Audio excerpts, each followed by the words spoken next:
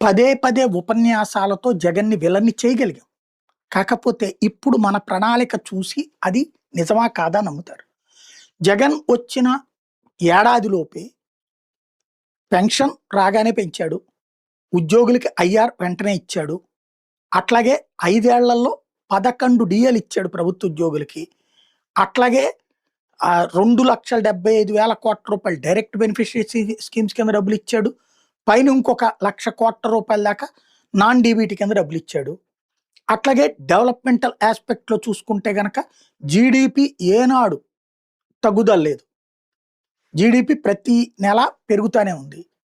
ఇంకొక వైపున కరోనా లాంటి సంక్షోభంలో ఉచిత వైద్యాన్ని ప్రతి ఒక్కళ్ళకి అందించాడు. తిండి గూడా పెట్టాడు. సంక్షేమ పథకాలు ఏదీ ఆగలేదు. అవన్నీ జరిగినయి. ఈవెన్ తను దిగిపోయే